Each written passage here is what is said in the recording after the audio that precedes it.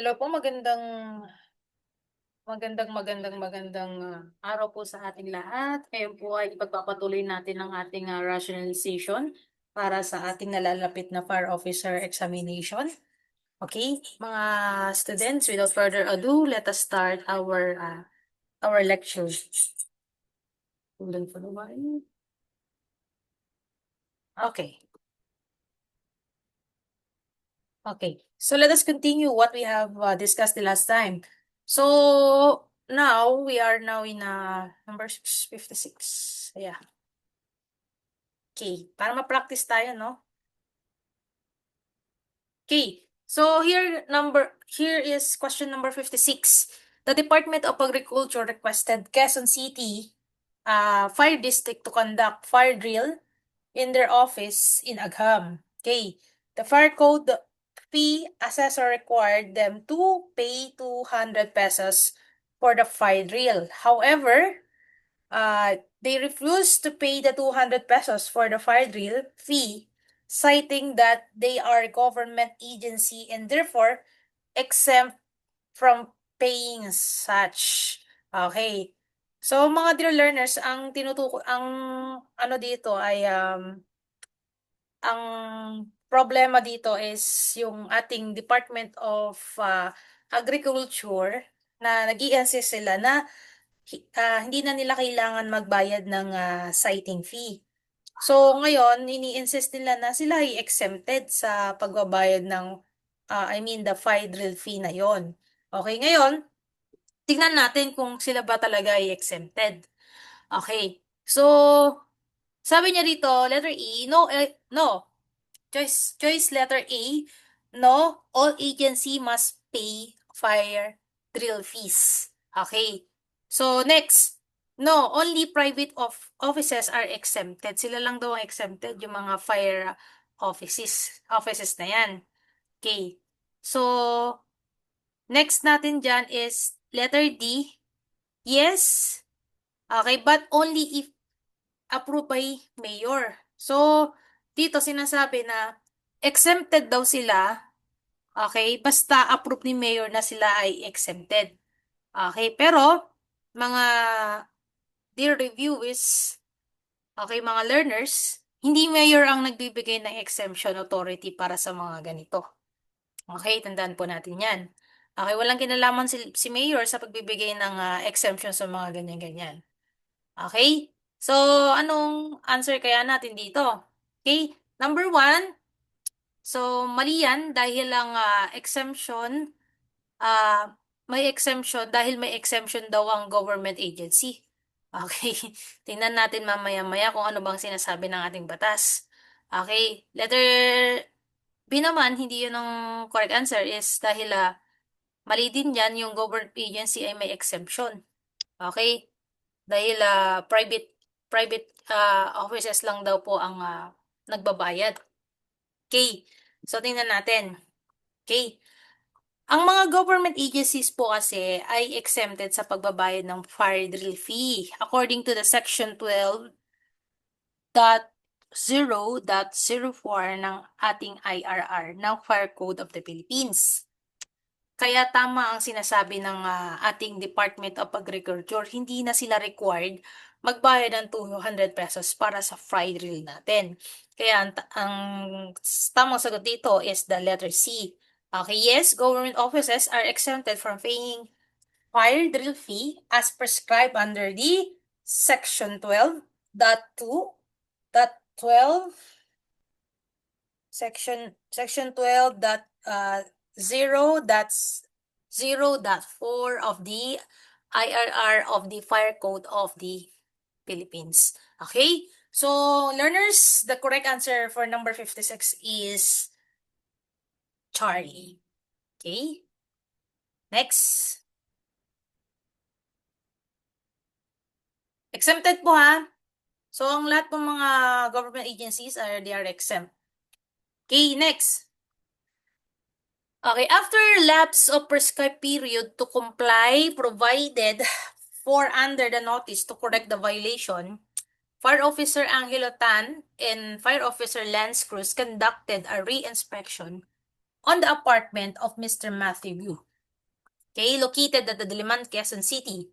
Based on their submitted re-inspection report, no compliance was made by Mr. Matthew Go. What should the city fire marshal do? Okay, so dito, wala daw compliance na nirecommend yung ating mga inspector or yung nag-inspect.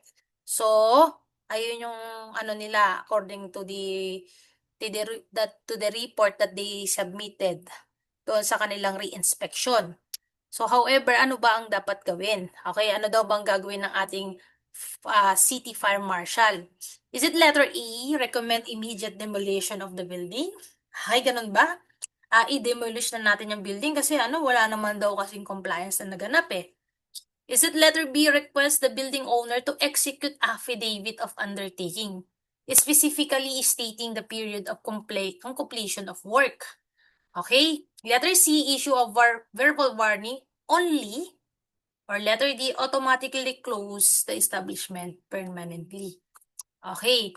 So, pagka ganito kasi mga dear learners, okay, kapag ka wala kasi nga compliance na ginawa after the re-inspection, ang prescribed period at re-inspection, okay, maaaring i-require ng ating city fire marshal ang building owner na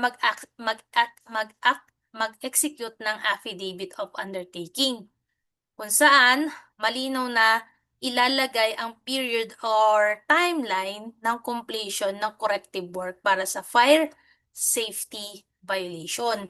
So, the best answer here or ang correct answer dito ay letter B. Okay.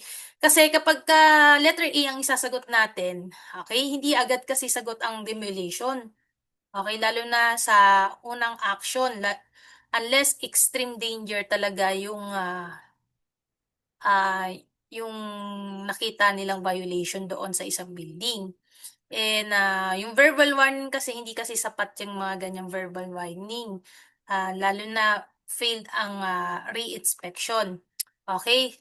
Sunod, yung letter D, hindi agad permanent ang closure ang proseso without the proper legal procedures. Kailangan may proseso tayong susundin dyan kapag magpapasara tayo ng isang establishment. So, manilaw sa atin dyan ha. Ang correct answer po sa number 57 is letter B. Okay? So, ang gagawin po ng ating owner is kailangan po niya mag-execute ng affidavit of undertaking. Okay? So, ayun yung proper administrative action para masiguro nating nagkaroon ng compliance yung building owner. Okay? Okay, next. Okay, next natin. Ayun lang. Okay, next ay number 58. Number 58 is RA 9514 is an act establishing a comprehensive fire code of the Philippines repealing Presidential Decree number 1185. The said act is also known as, ano daw yon? Okay. So, ang letter A is Fire Prevention Act of 2000. So, kung papansin niyo hindi yan ang official title ng RA 9514. Okay. So, next, the Fire Safety Act of 2005. Okay, hindi yan yung tawag sa batas ng RA 9514. Okay. So, ganun din, kasi revised Fire Protection Law. Okay. RA 9514 po kasi, ito yung Fire Code of the Philippines of 2008. Ito yung batas na nag-establish ng Comprehensive Fire Code at nirepeal niya yung PD 1185 o the Old Fire Code of the Philippines. Kaya po, ang tama sagot dito is letter C. Okay? So, sana nakasunod po tayo, no? Ang best answer, or ang correct answer dito is letter C. C po ang tamang sagot dito. Alright? Okay? Alright. Next po natin. Okay, sana okay pa kayo? Nakakasunod pa sana? Alright. According to the Fire Code of the Philippines of 2008, what is the minimum requirement qualification of a non-licensed and non-engineering graduate before he can be designated as a fire safety inspector? Okay, ano daw ba ang qualification ng isang non-licensed and non-engineering graduate bago siya maging isang fire safety inspector? Una, sabi niya, at least 1 year in the Bureau of Fire Protection Service only. Isang taon lang daw ba? Or pangalawa, okay? Pangalawa daw, at least 2 years in the Bureau of Fire. Okay, service and oral examination only. Okay, letter C. At least 3 years in the Bureau of Fire Protection Service, completion of 40 hours, relevant seminar, workshop on the Fire Code of the Philippines of 2008, and must pass the written fire safety inspection examination conducted by the BFP. Or letter D, any college graduate may automatically qualify. Okay, mamalam ko sagot dyan, yung mahaba. Okay, sige, isa-isayin natin. Okay, so yung letter A, kasi kung papansin niyo masyadong kulang yan sa prescribed qualification. Kaya hindi natin pwedeng sagutin si letter A. Okay, hindi siya sagot. Tanggap-tanggap na sagot. Okay?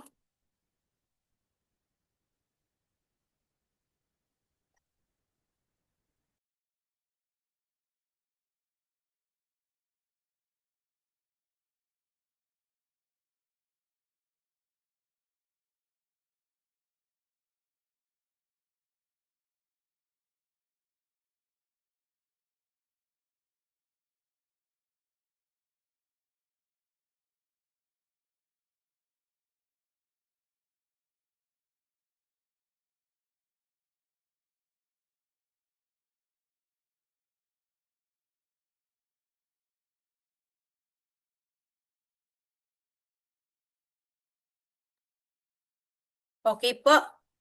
Alright, sige. Naririnig ba ako? Hello, hello? Hello, hello, hello.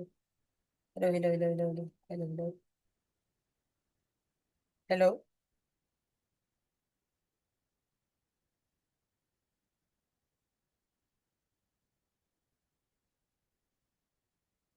Hello?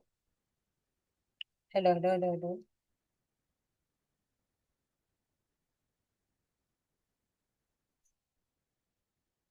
Hello? Hello, hello?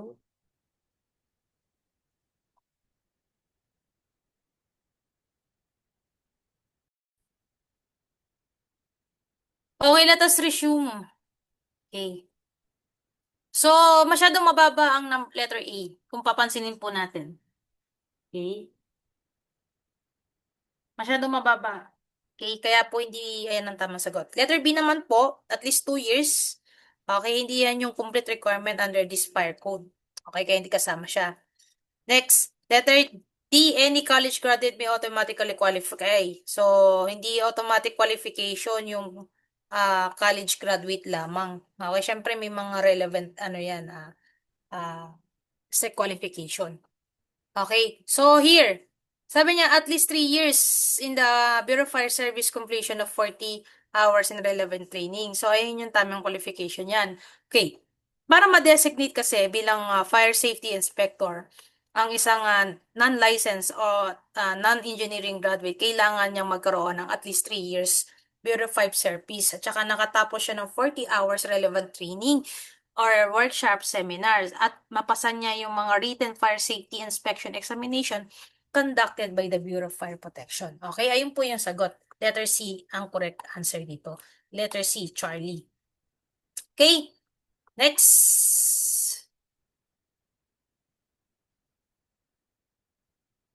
Next, number 60. Okay, based on the Bureau of Fire Service Standard or Citizens Charter, the Bureau of Fire shall act on an application for fire safety inspector or inspection, certificate for minimum days or for minimum days of 5 if the establishment has not complied with the provision of the Fire Code of the Philippines. What should the Bureau of Fire do in order not to violate the BFE Charter or the Citizen Charter? Okay? So, ano daw ba gagawin natin? Una, okay, automatically approve the FIC. Okay? So, mga ganyan kasi hindi pwedeng or hindi agad maaaring ma-approve kapag ka may mga violations. Okay? Next, ignore the violation temporarily. Okay, hindi yan allow dahil kailangan ma-address ang fire safety deficiency. Okay? C. Issue notice to comply to notify the owner administrator of the establishment of the violation. Okay, ayun ba yung tamang sagot? Okay?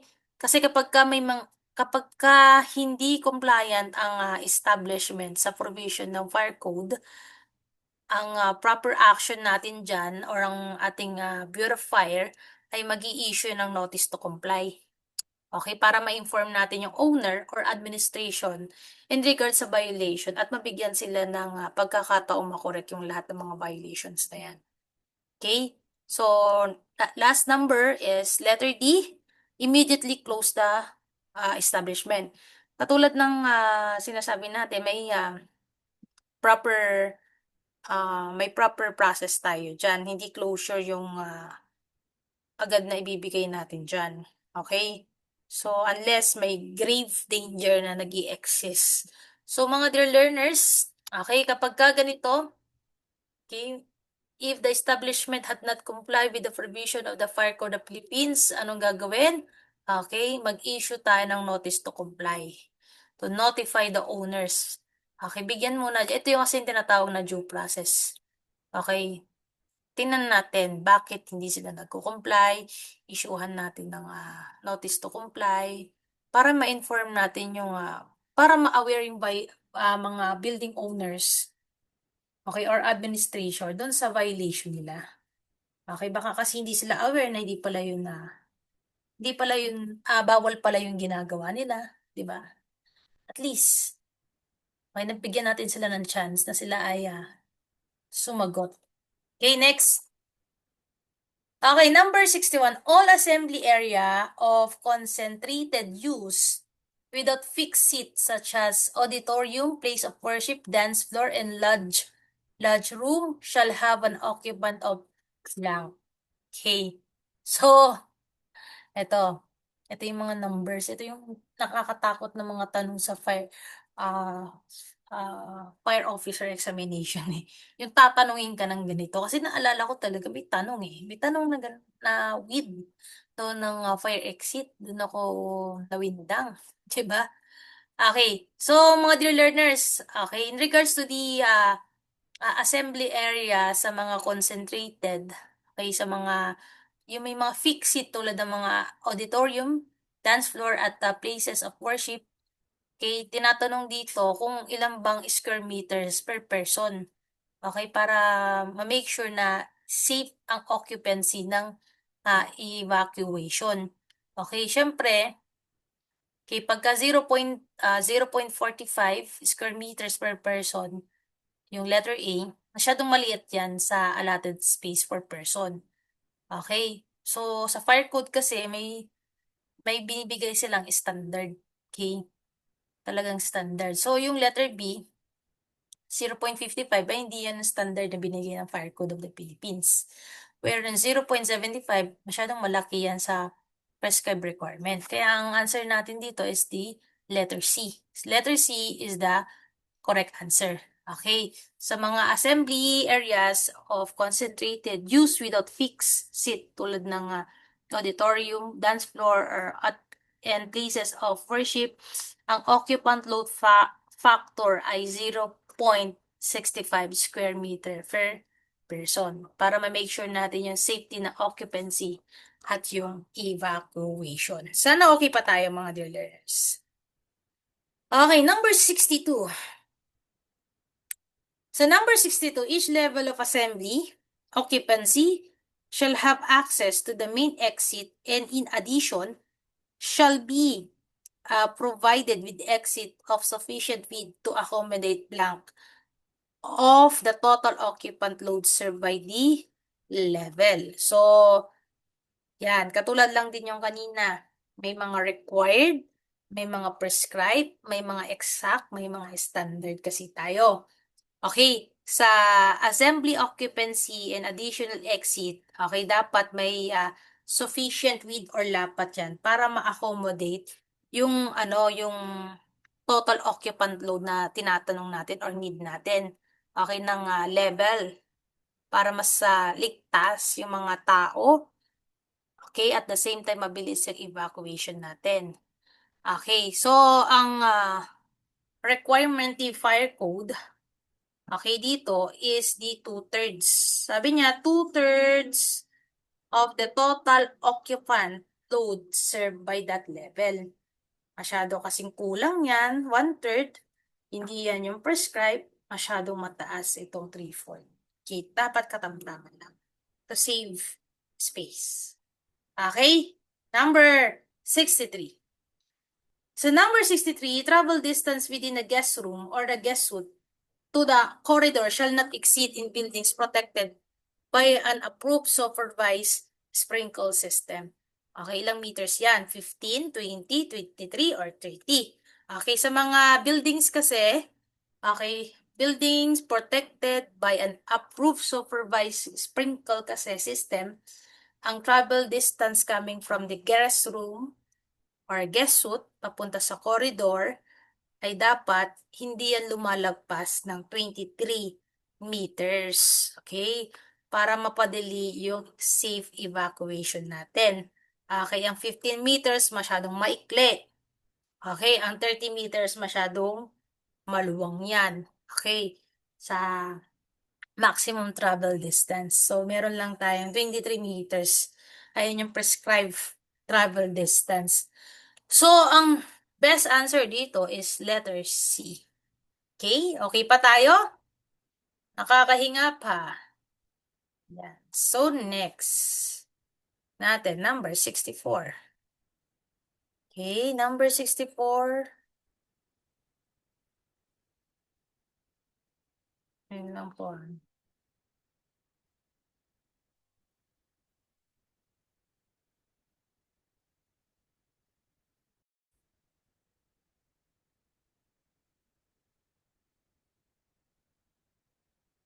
Okay?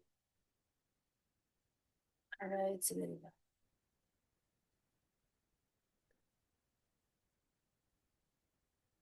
Alright, what number are we? We are in number 64. So here, number 64. Question number 64, here. For any hotel or dormitory having accommodation for 15 or more guests shall be provided with what type of fire detection and alarm system? Is it a manual, semi-automatic, automatic, or portable fire detection and alarm system? Okay, ito, si letter A, okay, yung manual, okay, tinan nyo manual. Okay, kapag ganyan yung number of guests mo, 15 or more. Okay, ano ba natin na, make sure ba natin yung mga tao, kaya nilang i-activate yung fire alarm system pagka manual ang ginamit natin? Kasi kapag manual, kailangan pa yung i-activate ng tao. Okay? So, hindi yan yung tamang sagot, letter A. Next, semi-automatic. Okay, pagka kasi mga hotel and dormitories, hindi yun yung binibigay na prescribed requirement ni Fire Code of the Philippines. Okay, kapag ka sinabing portable naman, hindi yan yung classification ng ating fire alarm system. So, dapat ang mga fire detection and alarm system is dapat automatic yan. Yung mga hotel and dormitories na may mga accommodation para sa mga 15 or more na mga guests, required silang magkaroon ng automatic fire detection and alarm system para ma-detect agad yung smoke or fire Okay, para makapagbigay ng warning sa mga occupants. Okay, next.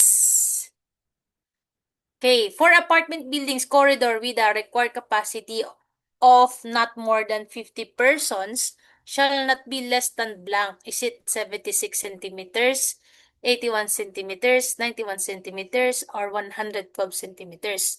Okay, sa mga apartment buildings and corridor na may mga capacity na hindi lalagpas ng 50 person, dapat meron silang minimum width na 91 centimeters. Okay, para ma-make sure ang passage ng ating evacuation. 91, not less than 91 centimeters siya kasi. Okay? Gets po ba natin? Next, number 66. When should the Bureau of Fire impose administrative fines for buildings with violation? Is it during the first inspection? Or B, after the verbal warning? Or letter C, when during a re-inspection, no compliance was affected by the owner? Or letter D, immediately after filing a complaint? Okay. So, pagka first, okay, pag sa first inspection kasi, hindi agad nagbibigay yan ng fines sa mga unang inspection. Okay? Masyado naman kasing harsh, di ba? Kung si Lord nga maraming beses nagpatawad, ikaw hindi agad nagbigay ng ng chance, di ba? Okay, next, letter B, after the verbal warning only. Verbal warning hindi kasi sapat ang verbal warning bilang basis for the fines. Okay, next, immediately after a filing of complaint. Okay, hindi agad nagpapataw ng fines ng walang inspection at saka due process. Okay, ang Bureau of Fire Protection, nagpapataw yan ng administrative fines kapag may re-inspection at may nakita sila or napatunayan silang wala pa rin compliance na ginawang owner after after magbigay ng notice to comply. So, ayan, ginagawa yan, okay, nagbibigay ang administrative fine when during the re-inspection tapos wala kang nakitang pagbabago. Okay, next. Number 67. Blank shall be required for the manufacture, storage, handling, and dash or used for hazardous materials. Is it fire drill, fire safety measures, fire insurance, or fire lane? Okay, yung manufacture, storage, handling, and then yung paggamit ng hazardous materials ay required magkaroon ang ating mga fire safety measures para maiwasan yung sunog at saka maprotektahan yung buhay at saka yung property. Okay, sa federal kasi, mahalaga yan, pero hindi yan yung direct requirement stated doon sa ating provision ng ating batas. Okay, sa fire insurance naman, ganun din, hindi kasi yan fire safety requirement insurance. Okay, fire lane. Okay, ito kasi yung daanan para sa ating mga fire fighting operation. Hindi direct requirements yan for hazardous materials. Okay, number 68. Okay, punta na tayo sa number 68. Okay, again, ang sagot sa number 67 is letter B. Issue a blank to the owner and or contractor to stop work or portion of any work due to absence or in violation of approved plans and specification. Okay, so issue a blank daw. Ano daw bibigyan natin na or ibibigay natin or i-issue natin, is it a verbal warning, written notice, notice to pay, or compliance sticker? Okay, so pagka yung verbal warning, hindi kasi yan sapat para sa mga official stoppage ng work. Okay, pagka naman notice to pay, okay, ang notice to pay kasi tungkol yan sa mga fines and fees. Okay, hindi yan sa stop ng trabaho. Pagka sinabing compliance stickers naman, ginagamit yan para mag-order ng stoppage of work. Okay, kapag ka may violation at approved plans and specification o may mga absence ng required ng fire safety provision, maaari silang mag-issue ng written notice upang ipatigil ang trabaho or yung partial or bahagi ng ginagawa nila. Okay, yung correct answer dito is letter C. Okay, number 69. So number 69, the blank and blank, okay, the blank and blank. of the Fire Code and its IRR shall be under the direct supervision and control of the Chief BNP. Sabi niya, is it inspection and prevention? Or letter B, administration and enforcement? Or letter C, operation and maintenance? Or letter D, prevention and suppression? Okay. So, ano ba ang tamang sagot kasi dito? Ang administrative and enforcement ng ating fire code at yung IRR, okay, nasa ilalim kasi yan ng direct supervision and control ng ating chief PFP. Okay, para ma-make sure nilang maayos ang implementation ng fire safety laws sa buong bansa. Okay, so ang prevention and suppression functions yan ng fire service. Okay, ang operation and maintenance hindi yan nakapaloob doon sa ating batas. Okay, ang pinaka dyan is yung ating administrative and enforcement. Okay, admin and enforcement. Okay, next. Number 70. The Chief BFP shall constitute a blank of highly qualified persons who are knowledgeable on fire prevention and fire safety and fire suppression. Okay, what is the answer for this? Is it a fire squad? Okay, technical staff, fire brigade, inspection team. Okay, yung ano ba yung binubuo ng ating yan, dyan ba? Ano ba binubuo? Okay. So, ang Chief of Bureau of Fire ay binubuo kasi yan ng technical staff. Okay, ayun yung niya, composure. Sabi niya, constitute a technical staff of highly qualified person. Okay, knowledgeable for fire prevention, safety, and fire suppression para tumulong sa ating mga technical concern and policy implementation. Okay, ayun po yung ating ng ating Chief BFP. Next. Okay, number 71, all business establishment employing at least 50 persons shall establish an organization of blank rescue team, fire brigade, security force, technical team. Okay. So, isa-isayin natin. Pagka rescue team, okay, maring bahagi lang yan ng emergency organization. Pero, okay, ayan ay hindi sa ating organization sa binabanggit natin tanong. Okay, pagka naman security force, okay, hindi kasi yan specifically para sa fire emergency response. Okay, ang technical staff naman, ayan yung sa mga or yung tumutulong sa technical concern at saka policy implementation sa Bureau of Fire. Okay, ayun yung, ito yung hindi required sa organization and establishment. So, ang tamang sagot sa tanong natin is the fire brigade.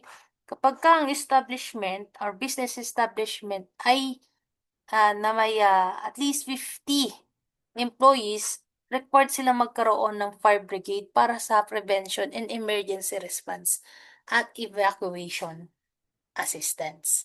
Okay? Next, blank shall be issued to fire volunteer members of brigades, fire brigades, and fire safety practitioner after completion of the mandatory training and competency evaluation conducted by the Bureau of Fire. Is it the fire permit, certificate of competency, safety clearance, certificate of employment? Okay. So, learners, ang tinatanong natin dito is yung binibigay sa ating mga fire volunteer tsaka sa mga members ng fire brigade. Ang fire permit, hindi yan binibigay para sa binibigay para sa training completion. Fire permit yan para sa mga owner yan ng building. Ang safety clearance naman, hindi iyan ang tawag sa certificate after the competency evaluation. Ang certificate of employment, ayan yung binibigay ng HR sa atin kapag tayo nag-resign or pagkatapos yung ating contract. So, ang binibigay, okay, sa mga fire volunteers and mga fire brigades, Okay, pagkatapos silang makompleto ang mga mandatory training at saka competency evaluation na kinandak ng ating beautifier, ang fire volunteers, fire brigade members, at fire safety practitioner, binibigyan sila ng certificate of competency.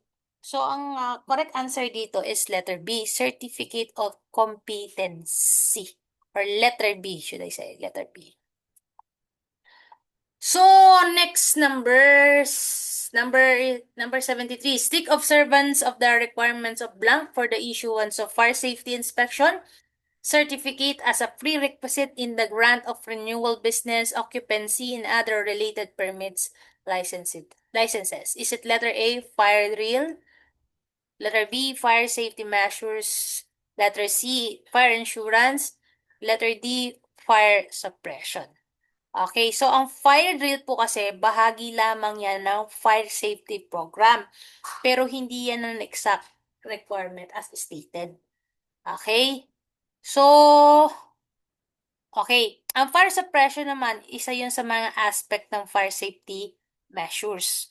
Okay? So, insurance, requirement yan. Hindi yan requirement sa FSIC. Okay? So, ang correct answer dito is letter B. Bravo, the fire safety measure. Okay, ang fire safety measure, ayan, ay required bago ma-issue ang Fire Safety Inspection Certificate or the FSIC. Okay, kailangan yan para mag-grant at renewal ng ating mga business permit at occupancy permit. Okay, next, number 74. Assess compliance with the fire safety requirement. Identify and recommend blank for violation, detects deficiency, and inform the owner, building, administrator, and occupants. Is it letter A, penalties? Letter B, corrective actions? Letter C, demolition? Or letter D, suspension? Okay. Ang penalties kasi, hindi yan yung unang nire-recommend para maitama yung ating deficiency.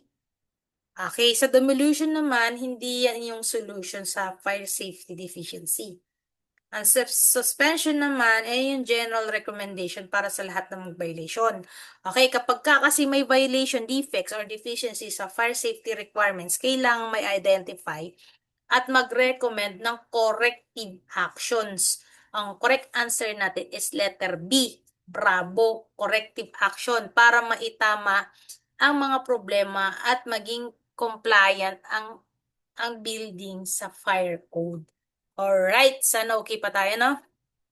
Number 75. Review and blank building plans and specification including fire protection system to determine compliance to the requirements of the fire code. Is it approve, evaluate, inspect, or construct?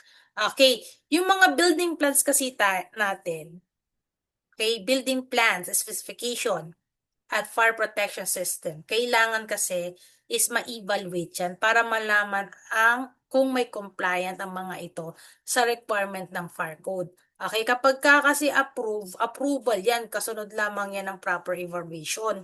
Kapag inspect, karaniwang ginagamit yan or ginagawa yan sa mga actual building, hindi sa plans specification. Pagka naman letter D or construct, hindi kasi related sa plan view process. Okay, next. Number 76. In coordination with the blank, the city, municipal, fire marshal having the jurisdiction shall review, evaluate, assess plans, designs, and calculation and specification. Okay, so tingnan natin. Okay, si Chief BMP, siya yung overall head kasi ng Bureau of Fire. Pero hindi siya yung direct coordinating official sa local building plan review. Pag fire brigade naman is emergency response group ito. Hindi yan involved sa plan view. Pagdating naman sa fire safety inspector, tumutulong yan sa inspection, pero hindi sila or hindi yan yung official coordinating authority. Okay, stated in the provision of RA 9514. Okay, so ang correct answer dyan is bravo. Bravo is the correct answer. Letter B. Okay, letter B. Okay, siya yung building official, siya yung katuwang sa evaluation and building plans and specification. Ang city, municipal, fire marshal, nakikipag-coordinate po yan sa building officials sa pagre-review at pag-a-assess ng plans, designs, calculation at specification para ma-make sure compliant ang project sa fire code at building regulations. Okay? Oy, with that, okay, I think yun po muna sa ngayon. At makikita-kita ulit tayo. Huwag kayong mag-alala, hindi namin kayo papabayaan dito sa ILI. Okay? Kayo ay mapupusog ng maraming learnings. Okay? At ah, mga lectures para sa inyong napapalapit na Civil Service Fire Officer Examination. With that, have a great po, magbasa at matulog ng mahaba.